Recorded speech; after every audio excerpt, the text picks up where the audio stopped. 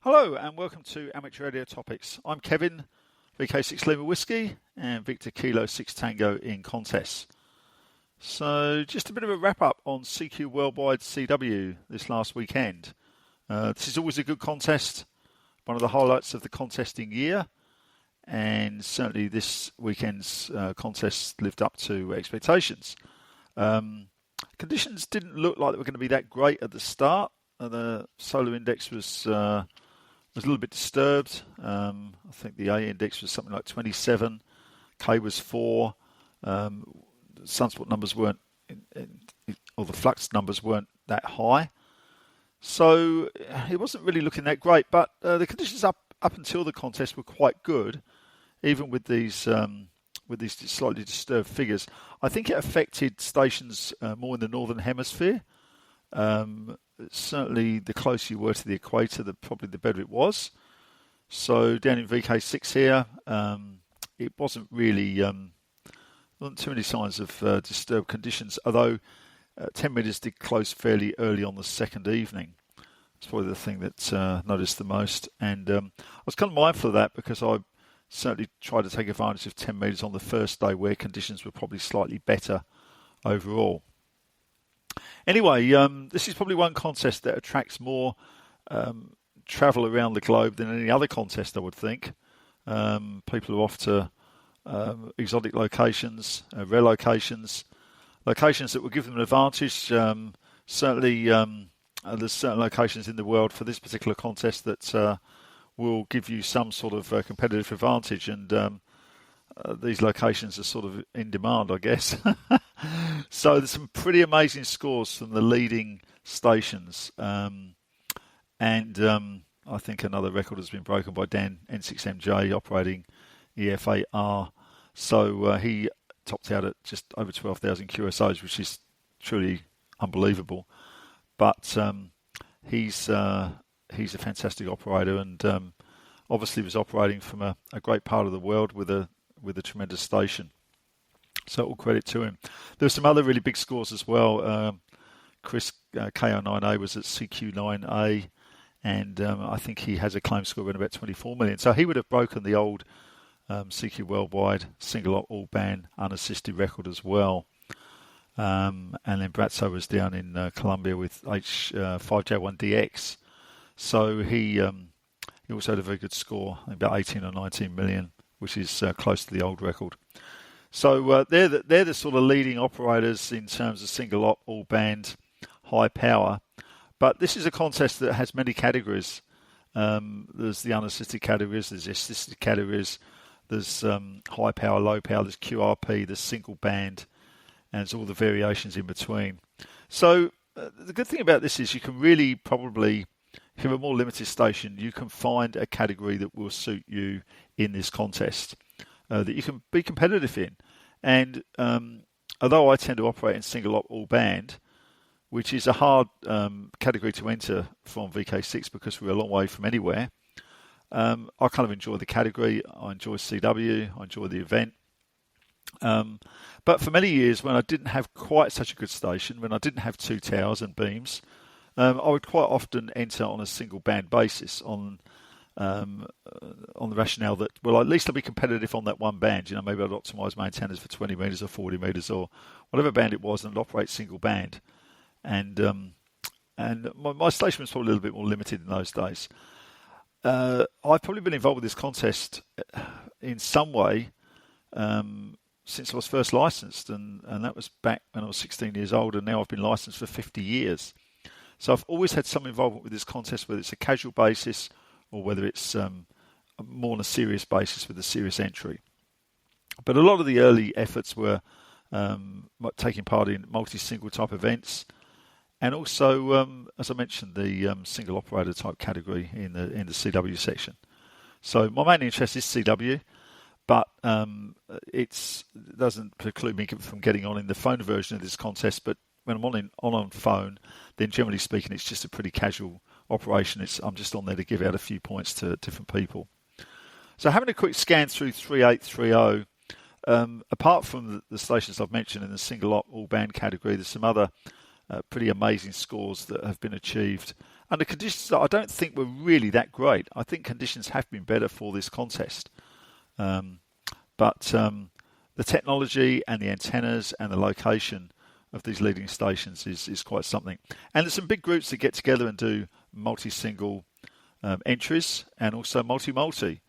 And for a serious multi-multi entry, where you maybe have 2 or 3 operators for each band, it's a large number of people involved, and it's certainly something that becomes quite an event, I think. So there's always some huge signals on during this contest. And if you've got a modest station and you're trying to build up your DXCC total or your zone total or 5-band WAZ or whatever you're trying to do, this is a contest that can give you plenty of new countries or new zones. And with the bigger stations, they've all got good antennas. A lot of them have got dedicated receive antennas as well. So that certainly helps for them to hear you. And even with a modest station, you will get heard by these guys.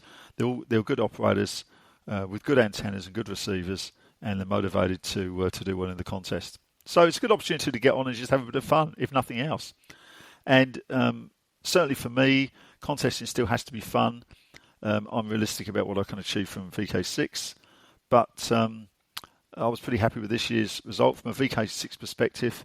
I think my score this year is a personal best, and I spent a bit of time working on various new antennas, one of which was a 2-band quad, a 4-element quad for 15 and 10 metres, which has made a bit of difference. I really felt on 15 and 10 I probably wasn't too competitive. So putting a 4-element quad up, well, that solves some of the competitive type issue. It certainly was very effective before the contest. I played around testing it out with QRP working stations in Europe and the US, which is 1 watt of QRP. And I could call CQ with 1 watt, and people would reply. So I knew the antenna was working quite well. And on 20 meters, I've still got some stacked wide beams. So I've got like 2/2 element stacked wide beams, which are electrically rotatable on 20 meters, and they model up pretty well. They're not quite as good as a 4-element quad. I mean, the modelling on the 4-element quad, including the ground reflection, is showing about 15 dBi on both 15 and 10, with a really good front to back and quite a sharp azimuth as well. So you rotate the antenna, you really can see the difference. So probably can't easily put a 4-element quad up here for 20 metres at the moment without impacting on what I need to do on the LF bands, because I still did antennas for 40 and 80 and 160. So it gets a bit tricky, even though I've got 2 towers. So, but on 20 metres, the 2/2 element, the top element is, I think, at around about 20, something about 26 metres, I think, and the bottom element's at about 12 metres. So I've got fairly good space in between those, and it's phased up. And technically speaking, with the modelling, it's only around about 0.6 or 0.7 dBs under what a 3-element quad would be. But the difference with the stacking is that it removes some of the high angle radiation, which you tend to get when you've got an antenna that's more than halfway above ground. So the 2/2 stack actually looks a bit better in terms of the pattern of the main lobe, and it's very nice low angle as well. So I'm quite happy with that on 20. On 40 metres, I've got a 2-element X-beam, which is also electrically rotatable, and then dipoles on 80 and 160, and the 160 metres at the top there, around about 30 metres high. So it's a small station. It's not a huge station, and it's a bit of fun to see what I can actually do with that. And having the 10 and 15 metre 4-element quad certainly made me more competitive on 15 and 10. Every time I went on there, straight away call CQ and virtually an immediate run. So it's very easy to get through the pile-ups as well, trying to work multipliers. I ran the station in SO2R again, so I've got the FT DX101, and that's proven to be quite a nice radio. I really like that. So, and I've got the Flex. I've still got the Flex 6600M, and I'm using that as the second radio, so I can do SO2R with the 2 radios combined, with some homebrew switching, which I'm quite happy with. And that combination was quite good. And if the rate was really high, I'd keep the rate going on the FTDX 101. Sometimes I'd do some interleave QSOs. It just depended on the stage of the contest. but I quite often was using the second radio as a way of finding multipliers while I was running on the first radio. That seemed to be quite an efficient way of operating. I'm certainly not in the category of guys that can run single band or two band interleave QSOs for 48 hours. I just can't do that. It's possible to do it, but I just can't do it for long enough to. I haven't got the stamina really to keep up with that for longer. And also the other problem in VK6 is it's actually not that easy to operate that mode practically either, because you certainly need to be in control of both the frequencies you're operating on. You need to have a big signal at the stations you're working.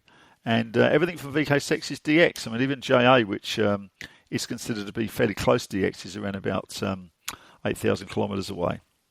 So you've got to have a good signal at the other end to control the frequency on both bands. Otherwise, you lose the frequency and people jump all over it, and then it all becomes chaos.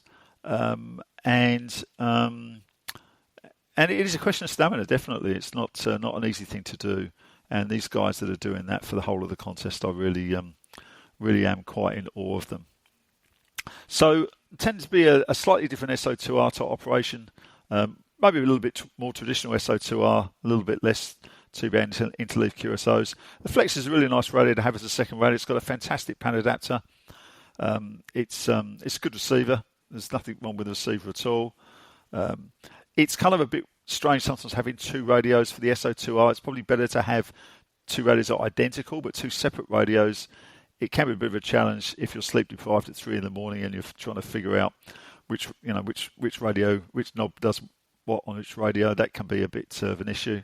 I still run the two keyboards left and right. That works quite well. So overall pretty happy with that. I've been probably entering the single op all band category seriously for maybe 15 or 20 years. Before that, as I say, it was single band type stuff, and this is the best effort I've managed to put in so far. And I don't think the conditions were even quite as good as they could have been. So, but you can't do anything about that. It's all the same for everybody on the weekend. Geographically, as I mentioned, some of the stations in the high latitudes have got more of a problem with the aurora. And there were some photos I think I saw on Instagram or Facebook from Norway and Sweden showing the green aurora up there, and it didn't look like it was going to be a good start to the contest from that perspective. You don't really need it to be too disturbed. And a good friend of mine in the UK, Graham G4FNL, he operated from G0DWV, I think it was, and he found conditions were quite auroral, quite disturbed as well, and that was in the UK. So it can be a little bit different for everybody, and that's why it's important to get down to the equator if you want to get a really big score. So nice to worked some good DX as well. It was fun from that point of view. Worked some Caribbean DX. Caribbean path from here is not that easy. South American path's not that easy. So if I work South Americans and guys in the Caribbean from VK6, it's normally either short path over the South Pole, which is not a bunch of fun sometimes, or an easier path is actually the long path over the North Pole. That always seems to be a little bit easier to work. So worked a few of those guys. I know there was a D expedition down there, both PJ4K, which included a friend of mine, John G4IRN, and they had a good signal. I worked them on a few bands, and certainly a very nice signal. The LF bands were okay. I mean, 80 metres actually was a little bit of a surprise in the end. It opened up quite well in the middle of the night to Europe, and had a pretty good run on there. My numbers on 80 were quite good in the end. 160 was a bit more of a challenge. On the first night, it was a real struggle, and the first subsequent morning here, which is the European sunrise, it also wasn't great.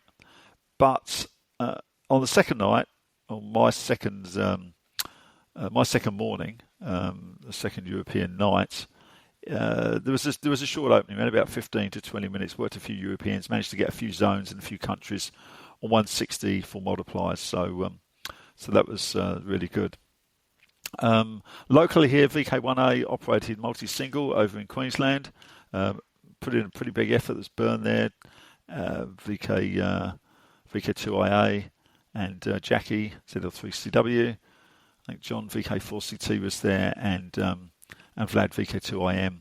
So it's a pretty good team. They got a tremendous multiplier score. They did well from VK4. I think it had some technical problems. I think Byrne mentioned that there was a linear that blew up or something, so that's not ideal. There's always something in a contest. Luckily, I had no equipment problems this year. No equipment problems, no antenna problems, no thunderstorms, no power cuts. So that's a bit of a bonus. We do live in a little bit of a power cut prone area here, and luckily this year there was no real issues. So there we are. That's CQ Worldwide for another year. Don't know if I'll. I think I'll be doing this contest again next year for sure. I'm not sure maybe what category. I might get dragged into multi-single with Byrne. He was pretty keen to try and get me over there to Queensland, but I decided that it wasn't really quite right this year for a number of reasons, not just anything other than personal stuff going on. And also, I've done quite a bit of work on this, trying to get this 4-element quad going. The 4-element quad ended up on the antenna or the tower where I had the winch cable break a couple of years ago, and it's taken a year or two to get to that antenna and fix it, mainly because it's a job that can only really be completed in winter here. It involved welding outside, and with the weather conditions in Perth Hills, up in the forest here, you can't just go and weld any time of the year. You've got to wait for winter when it's raining, because there's all sorts of problems otherwise, as you can imagine. So, and some of the welding was outside, some of the welding was in the shed. There was a lot of fabrication work. There was a lot of replacement of struts. There was just about every section on that tower was damaged with the winch cable breaking a couple of years ago. So, the only thing I can do is encourage you to check your winch cable on a regular basis. But it's just one of those things. I think one of my pulleys had jammed up, and the jam caused some friction on the cable, and even though I was cranking by hand, I didn't actually notice it. So it's just something to be aware of. But that's the first time actually in 50 years of antenna, towers and that sort of thing, winch up towers, that I've had that problem. Anyway, so it was a bit of a journey over maybe a 6-month period, getting that tower ready, rebuilding the tower, getting everything sorted out, and rebuilding the quad, getting that up just a few days before the contest. So I was pretty happy with that, and I shall continue on. I quite enjoyed testing out the antennas with the QRP. That's a bit of fun. That's sort of just a really good way to apply a severe test to the antenna. Obviously, if you put the antenna up and you go on there with full power or even 100 watts, it's going to work okay. But if you can certainly work stuff with just 1 watt, then you're onto something. So that's a bit it from now. 73s, and if I don't do another podcast before Christmas, then all the best for the Christmas period and the New Year, and I'm sure I'll be doing some more podcasts after that. There's quite a few posts on Instagram. I've also got a YouTube channel with a little bit of stuff on it, but most of the posts these days tend to get onto Instagram. That includes new antennas, new antenna designs, a little bit more information about the station, low band receive antennas, which I've been doing a little bit more work on this year, just trying to optimize those receive antennas, trying to narrow the gap between the receive antennas and the very long beverages that I've got, and I had a little bit of success doing that. And certainly during this contest on the low bands, I was using my smaller receive antennas rather than the beverages. It's really got to the point here now there's virtually no difference between them, and the small receive antennas do have some advantage over the beverages in some respects. So 73s for now from me, Kevin. Victor Kilo 6 Tango in the contest.